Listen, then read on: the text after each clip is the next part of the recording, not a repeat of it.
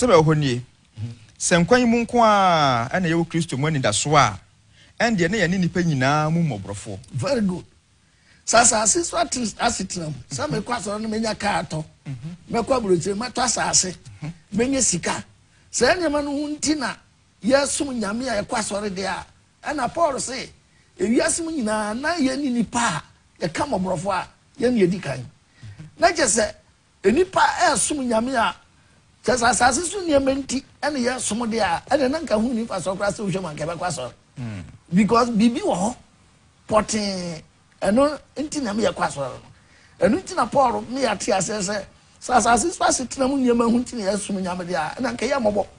because the nti a ubisa asase me ya me kirem no me pese obi a wotie me ebie na adwene mu ye no tie dia me ka no every say ye hwetro nsem no a 1 Timothy chapter 6 verse 17 Timothy uma edikan no Paul na kasebo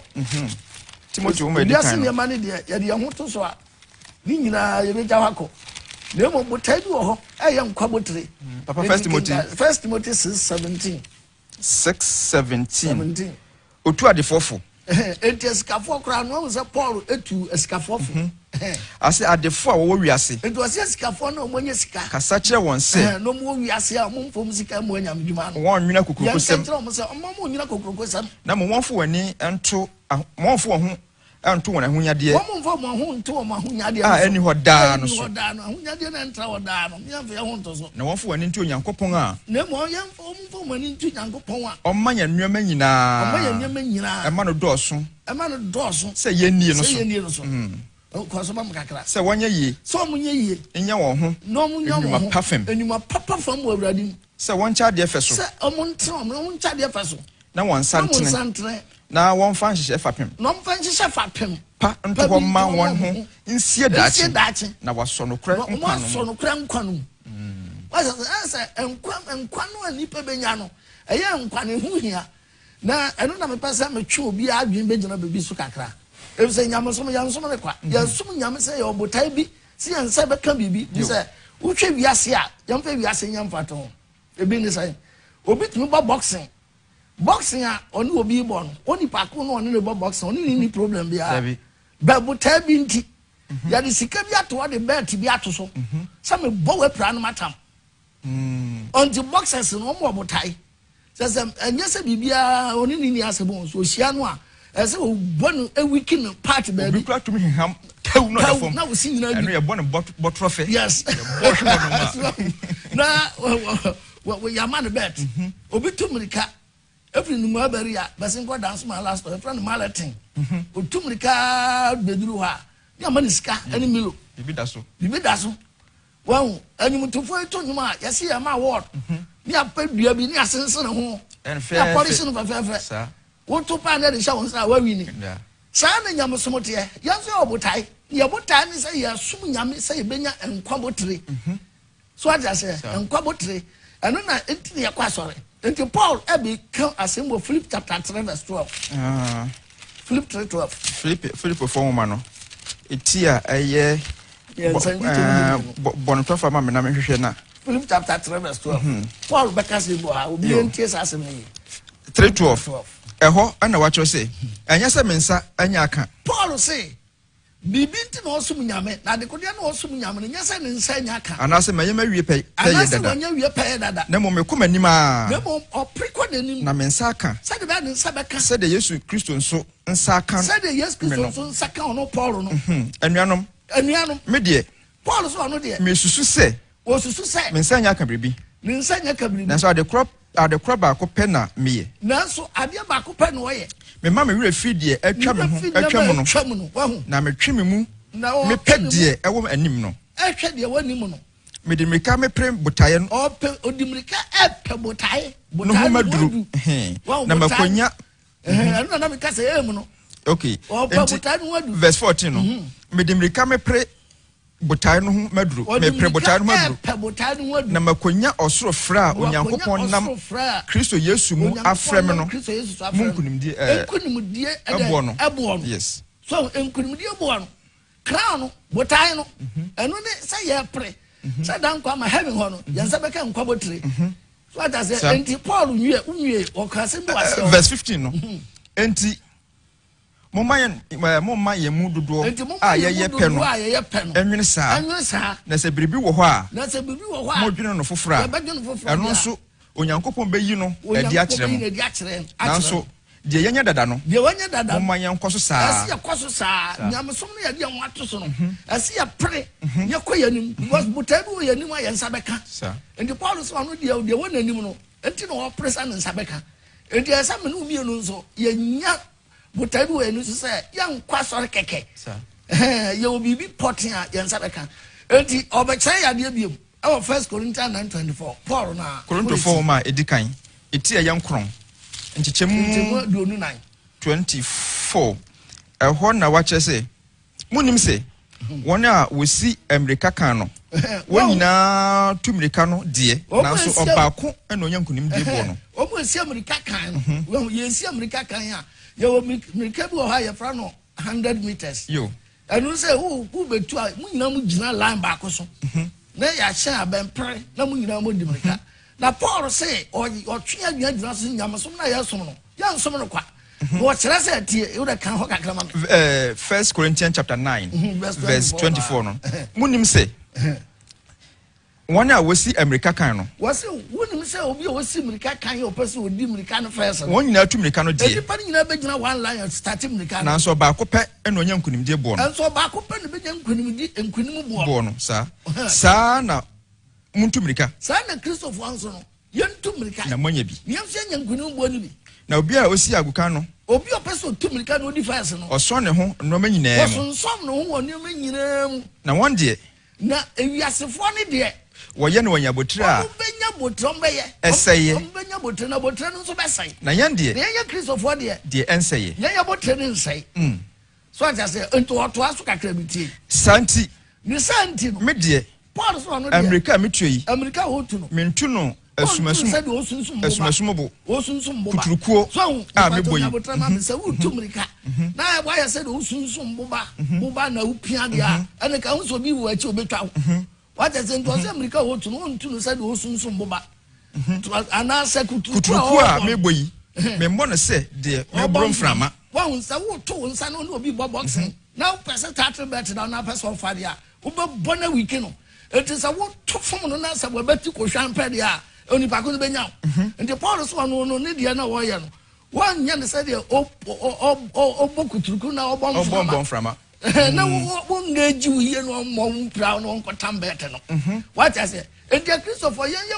Abotire ne nkunima Abotire na wiase po de be say ye de na nsai so asi verse 27 na mom me hye nipadua ho ya eto ase o hye nipadua ya wan so ase obi otumrika no so no ho ne manyina ho enti adwaman ase otwe ho firi ho apetesi twe ho firi ho nyinsai go enya bi kro no jai abosomsom jai tese ese sonsom ho nya nsana ubetime si America kan ya obedi first so antwe ye na amna da ho na wantwe ye na kotom brimu a ka unsa do di wachini be so ho edi se Christopher na doso bebre na ehimfo na ekonya se Abotire se Abotire na we ani so no ye kana no ho na ne nsa beka edi se ada churches nyina pre so as say asori bia ye nso ano to bia pre say de be ye nkunima Abotire no dan kwama no awurade bi nkunima Abotire be bo no edi na Paul pese obi asori nso ya eti ana say churches na congregation mu say congregation enipa no na asori ni nipa no what I say dia bra bo ni ye ne ye no what I say ene be me yetime agina ye ansa ne nsa be ka say nkunima Abotire no enti usonso mo ho dia na so hwese unkoto unkofa anyema basabasi nkika woni pedua no a ebesi woni Nyankopon tam kwa dan kwa ma say nkunima Abotire no be bo tiase ya presa ye nsa be ka say Abotire no papa obeto aso na ansa na me say okakra won say ye de toto ball America tuo ho a nokra ni akansie no obi a pra kranim enti obi nwu ne nua ho ball mpo de na ultimate no tumi pass no na wo ball na mo nyina wakɔhye ba America tuo de obi a presa obedi kan obi hwe ase kra obi nhwe no Kristo sumu so no me ne nyina e pra Abotire kwan be na me no be fa so e betena ye nyina Abotire na ye hwe na se beka bi de be Abotire ne nsa beka no 2 Timothy 2:3 Paul be kire 2 Timothy chapter 2 verse 3 2 Timothy chapter 2 verse 3 verse 3 na won so Wasa wonso. Miewani hunu amane se Kristo Yesu sra nipa. Yes. O Kristo ni bia hunu ama miewani. Yakase miewani anya de kotoa. Nyamso mo nya bayira yadwe. Eju ntimi nka se wo kwa asore na wo ye de ope. Ene de ne oboa. Se wo kwa se emra wo ho. Enti na Paul kirem se o se na wonso miewani hunu amane se. O Kristo ni bia miewani hunu amane se Kristo Yesu sra nipa. Kristo Yesu ni sra nipa. O sra nipa pa ni soja man. Enti yes onward Christian soldiers. What I say dia dia to nyum kra say wo to nyum Christian soldier. Yeah. Choboy. Yey. Ye say. Na wo ko. Ani bless me chai boni say ese usipi. Wow. Enti Paul person o temtia. Obi nkwasa emfa ne ho nto ato a efia tete semu. Obi nkwasa se wo kwako. Not no one kwato chefia se tena semu. Na waso sahinani. Me papa se me wo fa yare na me so asi se dabi. Sa wo ko sa yam via won to chefia se tena semu watimi aso commander no osahene no aso nani. Sir. Verse 5 no. Na so obi di akokanse nso a. Na obi di agro. Won obi di agro ko a. Akokanse nso a. Won mo no nkunima botire. Won nkunima botire. Gise wako. Sadie homrate. Sir. So aja san ja homrane a. And say, Yamsum Humran say, Yakopam and the 10 Commandments. And what church and you may be and say, any pardon who question. It is also who person when you send Quabotrina. I saw to every Sunday, my Bassabasano, said your home at Yapape. Oh, as a Udonia. Well, Uba for him and Yame, which won't free a Gaman. Masturbation in a coffee, homosexual, and in your manner, Tramo, yeah, Bush amount for me. Asna with me sa na ntimu keka no so say nyama wanyina no say yesi abako nyame nkyande a ase yakwan say de homra eti ansa na nkunma botire no onsatimi aka okuafo ye adwuma na ese onyamu ababidie kan yes enti okuafo bia o ye na adwuma no ase onyamu abani bi kan enti sawurade afa yense amra no nkyɛn a yenye kristofo anyani da ya so no yakra na nkaisa nkunma botire no yensaka no wanke obi bia no nsa o kristoni no shesuma se no ya de ope wan ya nkunima botre no enya de a won sa betimaka enti awrade pese yigina ye ne yakon se de ho mrate no kura mpo de beba ho de Kristo ne yi a sa nkunima botre no ne sa antumi nkanafa na nsem ho Kristo sum bi aba na ntintwitwa enti na mebisa wo se ye mienu no ana se asore na wo kan ye no asore no wo de yemfa ankrankran si wo se asore yenyi anu nsi nchen na yehwe asore se bia Universal Church of Jesus se bia Pentecost asore Roman de na nyina betuna ka bomaye na yabom yu na nkunima botu na atuma kwaje bi sa asore no de na medi kaka sa koye nso ano enti asore bia Yesu ne yate asore de ahye ne dia no onyam ti mu nipa no na ya asore no enti so bia bomode sa brabo a awrade e kan wasem e betumi atua na monwo mu na obi antimi nsa atimi aka se nkunima botu no enti de betumi aka no se asore bia obi ni ho bakasa wate asore amabro and the Church of Satan there and the baby no matters asore be the Church of Satan apart from that no asore bia ni obi tie so de mabro nsam obi Yesu din na da so and you know ye na pede se de ho mrate na and the rade nso be ma ye nyina akon am ye nsakasa abotre no apede no bi de hin papa but just say apede na ye a ye benya sa abotre no bi de onyango pa apede no sa wo de tie Paul be ka se ndo Second Timothy 4:7. 2 Timothy 1. Timothy 1 etoso mienu. 4:7. Tinna nchemu nson. Na watro se okupa no mako. Once Paul so okupa no wako. America no. Mawietu. Gidie no makura. Diaka eda me ho ene tren ne abotire awrade. Diaka eda ne ho no. Onse heaven no ubekọ bia be ho. Sa wabra boni ya twon di hye nkwa ngma mu pe. Na se wa bensa nkwa botire no. What I say, enti Paul no chire mu amobi ahu se okupa no wako. Wan America no watu. Na de aka manu a wonu nim se de da ho man se ne nsa beka nkunuma botire no. Na no wan twa so oto a so asebi.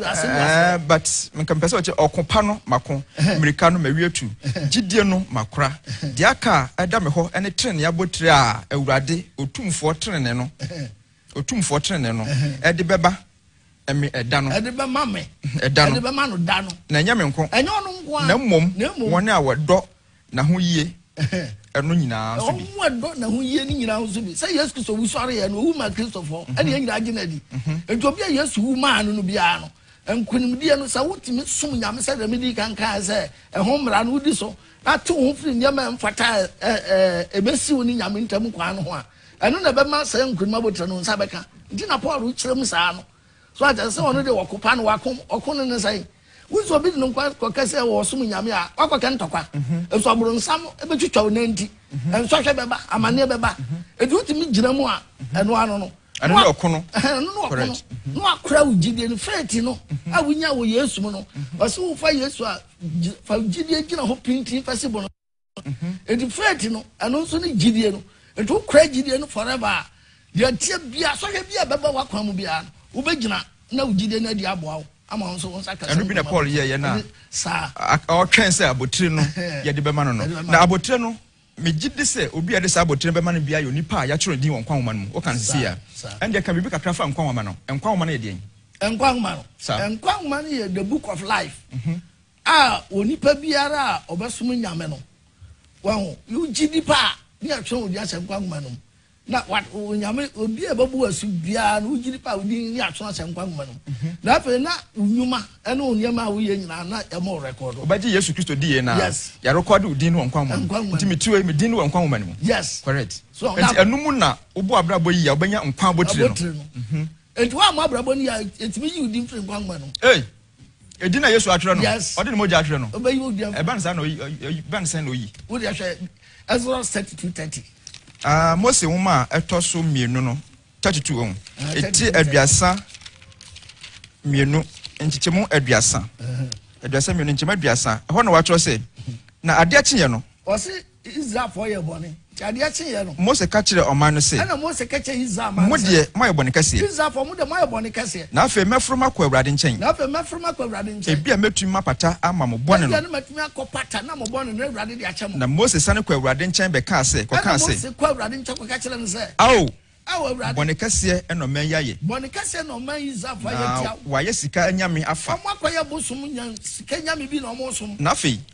se wo de won bone be cha se Awurade de Israel for bone be cha mo dia na enti sa na fa to mo enti sa dia pepa men so free wo ma bi Mose pepa men nsu bi di mfiri Nkwa Nwoma watwe no mu no wo na Mose wa ye bold wo se wonya privilege onyame anim na Mose se Nyankopon fa Israel for bone ancha mo dia and one people no Mose di mfiri nyame Nkwa Nwoma no mfa heaven no ma Papa we no ye be topic bi for leadership church leadership na we no we unwie meko pa na aka asem bi a kire me a che na che nsem won pa Mose na nyame atro ne di won Nkwa Nwoma no Israel for na nyame ayi won di nti na che so no so nyine di mfim yanga sama mu ai nyame che na Awurade ka kire Mose se ehon na Awurade ka kire Mose se de waya me bone no Mose de waya me bone ono na mepepa ono mafiri me mu no ono na mepepa ni din afiri me Nkwa Nwoma no na afi kọ enti Mose kọ na kwaja oman no kọ de makama kire won ho hwe me bofo bedi wani na so da mema meba mabehwe won no na da mabehwe Israel for metua won bone soka wahu enti na gesa wahu se Nkwa Nwoma no ya du ni nhyem a wo ya bibia nya metumi pepa mo ayi ni nso afiri mu the se Yesu be wu yensu e be pata yensu sira ye yifim Nyankopon de nyame ya justice o nyame nya wahu papa no onye bribe wahu wo de Deuteronomy 10:7 na Nyankopon po de bribe po de na papa kede ya na utumi ada bribe Nyankopon na ye Mose wo ma de atoso num no etidu nchichemu aye du nsongo 17 e wo himpo na Awurade mu Nyankopon eye nyame mu Nyankopon ene Awurade mu Awurade mu Nyankopon na yesom no oye nyame mu nyame ene Awurade mu nyina Awurade Onyankopon kase no otumfo a ne ho ye hu a onhwe nipa anim na onye adamudie onye bribe what I say nti so woni nyame nante ahwe ye so nyame nti Paul kase mo 2 Corinthians 5:11 Korinto ma edi etoso mienu eti a eye enum 2 Corinthians 5:11 eho na watro say 2 Corinthians 5:11 na say yenim Awurade huhu nti se yenim Awurade huhu nti ye kasa kire nipa se omo kasa kire nipa bia se wo hunu sa no Nyankopon de ya dadi ama no na mani da so se ye da adima ahunimu nso ese ye ma ahunimu ni dadi ni o sa papa ni ya ji na di na ya ni to adamo no Onu no be twese bi o se yes Kristo e bai o be jaya namo o say yen hwe namo ni ensu ni akire because I am the way the truth and the life papa ni ye kronkron enti ye practice se be sua no so ntimi ne nya pekura wo ye wadwin so be sua papa ne pesi zi bone kwan enti se ne ye hu se Nkwa Abotire no ansa no benye bi no gise wodin wo Nkwa Woma ni mo yes na Nkwa Woma no so nneoma bi ho no ma wo ya yetumi twa wodin fim eno ne bone bone su ban bone ban ade ban na wo ya practically you betumi ayi odin afisa Woma no na enya ye ho yantwe ye ho fi ho oh na bone ni practice se bebre Ephesians 5:3 crack as bi wa ha Ephesians 4 Woma eti ba eti ahen 5:3 Ephesians 5:3 ansa na yakọ Galatians no utumi bon tofa mamia ah on kan Galatians so pra na nyitia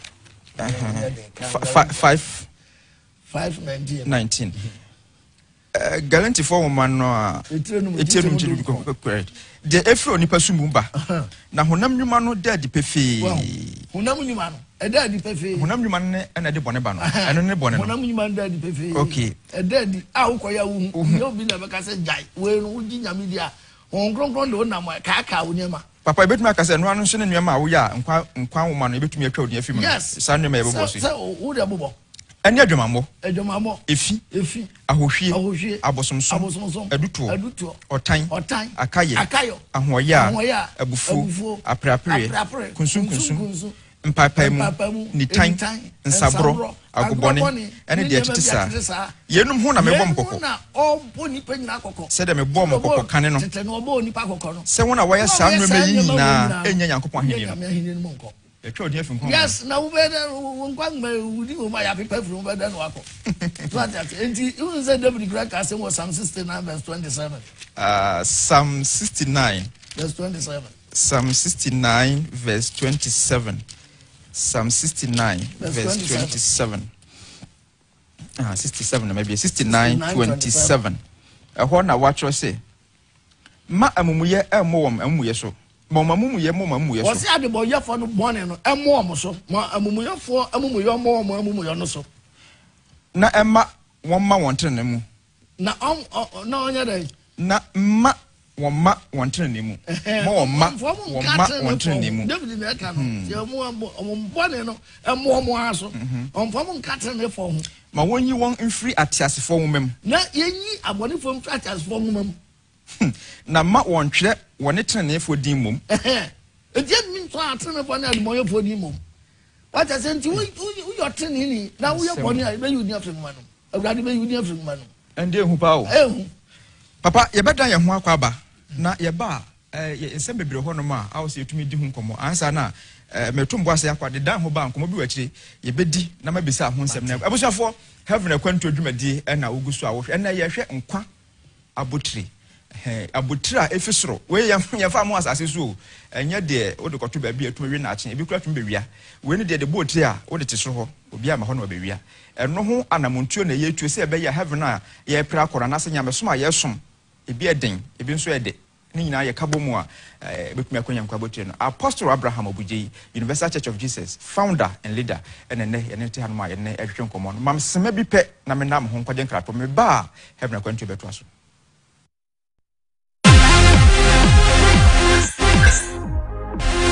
In real life, there's no buffering.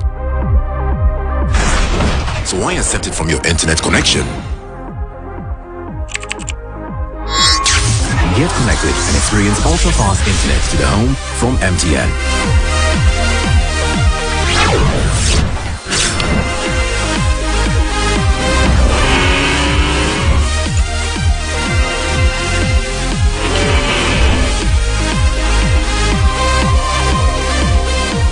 MTN Home, powered by MTN Fiber Broadband from the Internet Masters.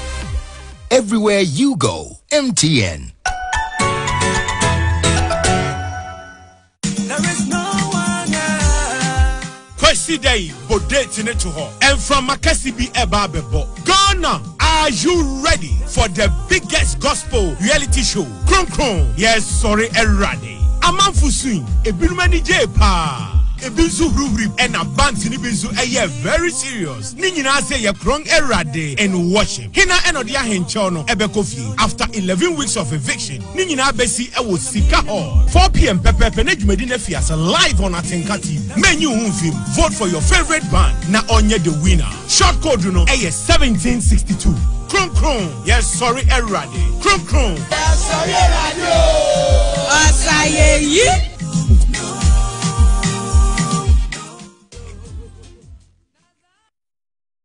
Mensan emo akwa baby we emfamre Atinka television so dwumadi a ogusu a wo hwe ne din elde heaven Akwantuo yemosomfo nana owuso nkroma na sabre magye adwa menemo twetwetwe nkomo na yemenko mene apostle Abraham Obugyei ono ye kwafabaya kwafa Universal Church of Jesus ebai ono aso ene da no na nkomo a yedi enne eye Nkwa Abotire se obre achi ewiase nyina ye Abotire bi a twedi amponyankopon ode beman na san ene tie kwan ben ene befa so a yebenye bi yaka bebre na ye toa so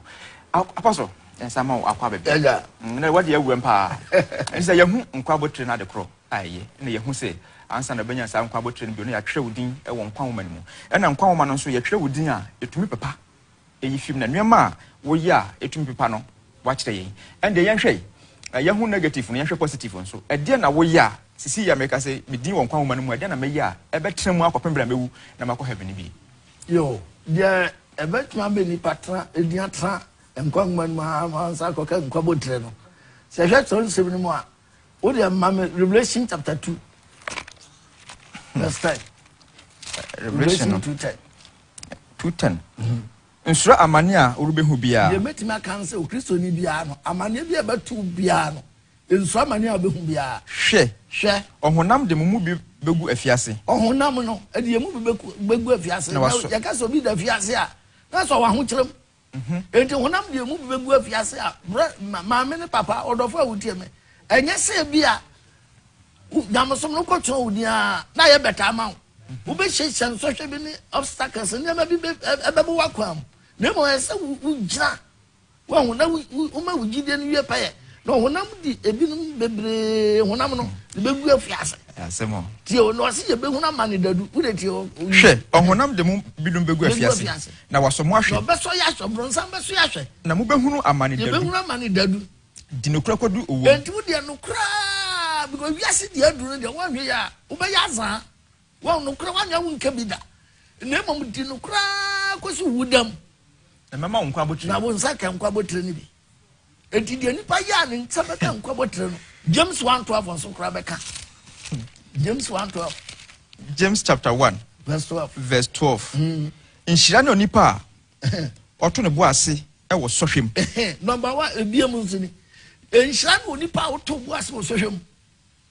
na se onya free mu free toto oto a na so no gina mu a onyankopon so ma so ya na me mro so wa hu de hwe job so amane awokom ya na bebre pesa na ansasam so ya na tu job no wa bi ba so abedwane eto onyame show bi ahoden so na onyame kra wa before so be so onipa hwe now ya trini ni no test o de moye ni oni wa daje pro better still wa trini ni asa uko school class 1 na ya maya so he me pass na me class 2 enti onyankopon so trini ni no atest job so ya trini ni no so no hwe Abraham no mi no so mo hwe enti nyame ni ode moye ni wa daje pro be so na hwe what is enti so hwe ni ba je be ya obit na gina no na mpa cha to aso James 1:9 no 12 no inhia no nipa oto bo ase e wo sohwem obato bo ase wo sohwem na se onya free mu fi tototo a na to no free mu tototo a obenya obenya Nkwa Abotire awurade de ahye won a wodo no bo no enti obi a nyame odo nyame no nyame do no wode se bo hye na to ama enti nyuma ene wo ya abrabo a wo bo no na ye tro odi ahye Nkwa mam no wo hwa abrabo no so ye pa na se tatre no na wo so won saken papa if close bi wo ho as se ufrim totoroto a ufrim na adwuma no obitumi ya 90% na so hwe bi bam abebo no Hebrews 2:18 asem na ba no Hebrews chapter 2 verse 18 Hebrews 2:18 no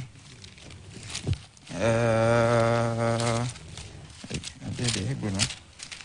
2:18 verse 18 eho na watro say Hebrews 2:18 na enam say ono a hunu so a wo so no hweye emu amane enti said yes Christo no buy no so amanfo so no hwe no ohunu mu amane enti no otumi bua won a wo so won hwe no otumi bua obi aso hwe beto no Yesu no ono be amane mu aso hwe bi enti wa wo pass mu bia ono ntumi ba bedi abo ana so afirim enti no se wo abefirim tototo no what I say no one second Abotire na no tototo no kransa na obefirim na chese wo hwe we dia na Yesu na beboa no wo firim no sanity papa ya sohwe ya wade abedi ya hwe ade kakra san ya fi hɔ akɔ sohwe no nyame nkwa na so ni pahwe na bonsam so tumi sohwe na bonsam sohwe ne Yesu yankopon sohwe no sonso ebe ndedem bibi to abeda hu se we nyame sohwe we ya bonsam de santi James 1 takasebo James hona say wo so obi hwe a wo so obi a ma no nka say entwa no wan ka say yankopon no so mehwe onyankopon oni bi nso oni bi no betna so yankopon no Nyankopon se oni hu adaje kra obeso ahwe papa ye disisia na okan ase nhia na onipa oto no bu ase wo sohwem na che sohwem de beba na so ohwe ana se ne tie obeka ya nto aso ba ma sha se 30 no so wo so obi hwe a ma no nka se onyankopon na so mehwe efri se bone nso onyankopon hwe na no nso obi ahwe na wo so obi ahwe a na eyo no akono a agige no na edada no ene so no hwe so say akono na betra mu na agige na edada wo no ena kofa so ya bra wo no onyango so ba so ni na boni no ahwe enti obaka wo de to aso verse 15 no na akono no nyinsan a akono no timu na wanyem chese wanyinsan akono no a ewo boni na wawo boni na boni no wie nyi na boni no tete ne ma ne se nyi a ewu owu na de owu abro enti na se the wages of sin is death what just say enti nyankopon no sa na o tie enti ne nyankopon de rotin ba bedwe no ho on de nka on so obi ahwe no rotin dia obeso ahwe let me attest to rotin ni eno no se no test ben no na hwa Abraham de ya so just say Abraham no ne yiri yoboni ni nyame ka chenso ngokum ne ba Isaac no okay na chese yehwe mu a yame sohwe no ye se ohwe so gidi na se bia wo gidi dia na mo ye sohwe o de otu amane dabi onu nyankopon no dia obetu abo ho nya kakra hwe se wo so kakra se wo gidi do da ho gidi dia baby cry who can baby to say 54/7 as 54/7 me ya ase say Abraham dey say 54/7 wo ma me kan 54/7 no wie na Abraham den say me jawo ebretia wa bi onyame timi ano wa hu no so Job de no ja ne ma abronsam o si me jawo brekitu a bi nanso ayem hihye kase na me de ayem hihye kase asan ya so mu so ata se ento jawo kakra bi ano hwe wa de se ugidi en betna okode a o che ne ba se de yetuo o ja no wie mu a na wasan ba fra san wa tre na tabem close so aje ne ba no sa ni nyago boy oh okay enti on de ya ahuhiahia bebre se de Satan de kwaye Job no dabi correct and the yanko anim enti nyama ben na sese no sohwe no tumi gina mu a obetumi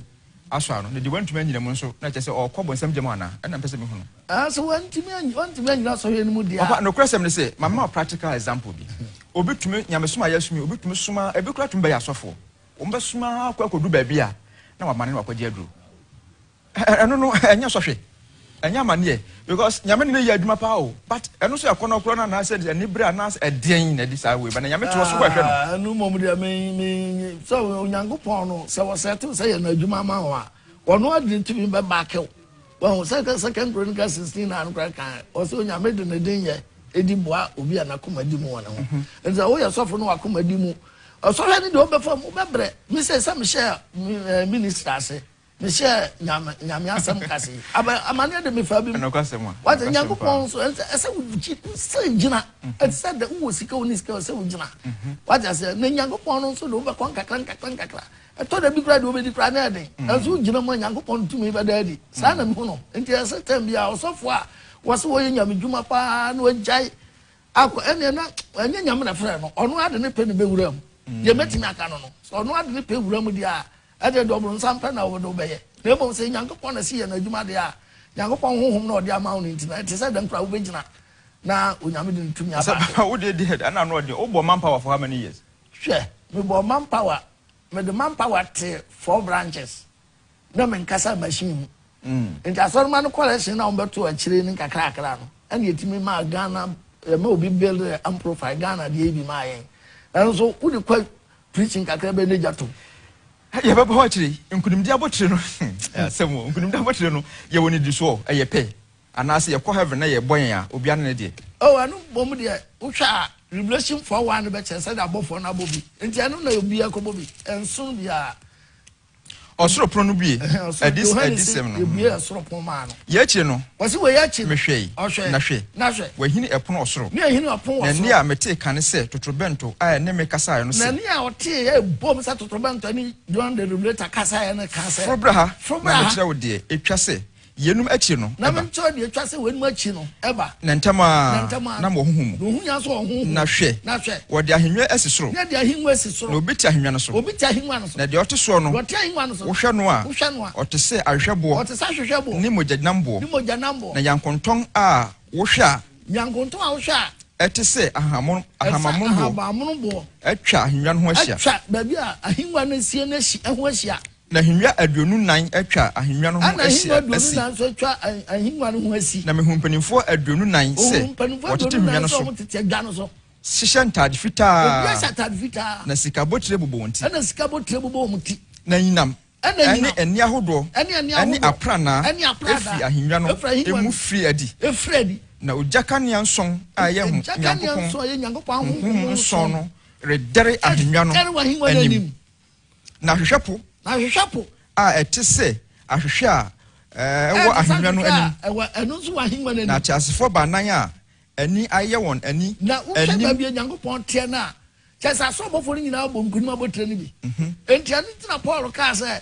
ono nso no enyo no nkwa na de saad ne be ma no na omo a omo nso di Yesu achi ni nyina benya sa Abotire ni bi ti Abotire ni de nso obi de na so obi de na mo nkunum de ne ba wudi nkunim wo abrabo no mu a na won sa be kasa Abotire no papa ebinu bebre pa o ende wode manpower ete 4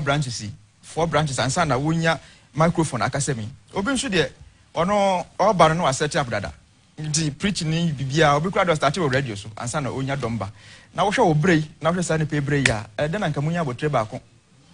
no etrimu pon de no de nya no na nyame be hwe no de Abotire ndi obi a benya Abotire ene wankase we benya we nya benya we obi a nyankopon no frɛ wa Abotire no de be bɔ no na emom no unyuma wo me antwa de kakra bi ewo Daniel chapter 12 verse 1 yenhwe o state word Daniel on say then na me bisa we no say papa say ye ka asem no wi a wo ye ka asem no wi a o say source dudu a obewin no am say Ezekiel ekoto baby na asem wi Africa kra crown na de bobo no nsoma ebobo ho I don't know whether it is biblical nsoma bobo ho na nsoma dudu a bobo ho ne say de Abotire ne tie no e na be kire nipa kra wo ye eno so ho nkire mu no say na na tie oh what can Daniel 12 no mama patomba mama kan mama fa gwen kan Daniel 12 no sisi ana me hwa de Daniel chapter 12 verse 1 I say ebra no mu na Michael obofo titira a ogina ho ma Daniel obofo titira a ogina ho ma woman mma no besore agina na ebeya ahoyehia bra efri se oman ba ye no besi bra no so emada na bra no mu na wo beje wo emanfo afri mu obia obehunu se wathwe ne din woman no mu no na woni a wadeda fam dotie mu no bebre benyane ebinum bekwa da nkwam ebinum akọ ahorade mu ene da ehiyie mu na madwuma no be hyiren se de ewiem hyiren na woni a wadane nipa bebre kwatre ne mu no be yese ensroma da apem enti ensroma ne wo ma dane wo mko evangelism ewini source no ombe dane ensroma da apem be hu crown a onyame de be ma ba sisi de wan sheda describe antre papa ebre nti sisi ye Christopher de na ye de sha afiase nkranhye sem ben de na anidaso ben na ye wo crown wi mu gina so tuye fukakra ne mpom yo de betimi aka sisi a ne se nyamosom no enkunimdie na se obia ba se obedi nkunim ebi se according to Revelation 2:7 no na yamfa no ntwato okay Revelation 2:7 no de waso no ntie de honhom no ereka waso no de wa so nte de hu no e ka kira asafo no de odi nkunim no wa bedi nkunim no mema no nkwadua a esi onyankopon paradise mu na ba ne biadi ze nkunim de odi nkunim abrabo no de abotire no bo pa afa have ho wadru ho bibia wudu ho no mo a nkwa unse sa nkwa we no e abakosem o nipa ye bone no also kodi aduaba bi second one nkokodi na cherubimfo no ye fast e kwanwe ho enti ho no se okwa pa yi na de ma se wunwu bio wunwu bio enti ho dan nkwa ye nkwa nzu wo ene ye nkwa botire ne ye nkwa nwa yo waja se enti unya nkwa no a na ye je wo have ho a se benefit we nyina da ho ma de obre de osi apini e ho kire no onye den sisi de beti ma ka say on sha no ho den Psalm 92 verse 12 with the final one say bia Psalm 92 no mekan na bia obi ho no ma make say o de ahohia ne ahokire bi atwasi akoye boni asofo ya say making enya asofo nko a Christopher ankasa bibi nti na wadan ne ho ne wa paw ne nyame achi akoye boni bi papa e de no ye da so and da so ho ma no exactly 320 be show and da so ma sa ni exactly 320 show sa se mo nsu de ya na papa mo odin o but we no ye ani je se ma wo mo amayesa 321 metames 320 no watro se e wo hemfa mpo nanso se otreni ni sane free ne treni mu na oya abusude a me de suntudu ato beto na nim na wo na ehu pa nti na me pase obi a ya we no so otreni ni free ne treni ho koye abusude a onyame so de suntudu a beto wanim no wawu se wa mono kokwa nti ya mo kokwa obewu ne bone mu obewu bone na waren kai na de treni a oye no usuma ye kola si ato tight e na ne moja de ba sa won ka ma biom na ne moja de na ne moja no bebisa sofo no wan ka no kra ne nsam na so botreni ni kokko na so ye botreni fa no kokko se de obeye na otreni ni bi renye bone na otreni ni bi nko ye bone na ono nso anye bone a nkwa na obenya efrise watie kokko na won so wa yukra sanity enti so obi ye de boyeni na so sakra be treni ni a nkwa Abotire ho na obi ye treni no da nso a nso papa mama na wase we de ebrani nti me do besia na mom for no matodwa na bia obi wase bisa bia opese obi sa wa na fast na obi sa na wa manko me pa cha adofo Apostle Abraham Obugyei na Atinka no telephone number so person me din kita ho a 0243 32 81 0243 32 8149 Abusafo Apostle Abraham Obugyei na wote ne kan founder and leader Universal Church of Jesus and ne nyame asem emu hwam wane an ababeche medo ase pa se unya abre na wo hweye maka che osa afiwe de se ya ene ye kono ye din kan amoni da so nti osum na wo som no wonim ba bia wo pre akọ nti yire ho na nkunim dia Abotire no wonso ubenya bi medin e de nana owo so nkroma mesi ya mekra wa na wo twese na ebesi ahia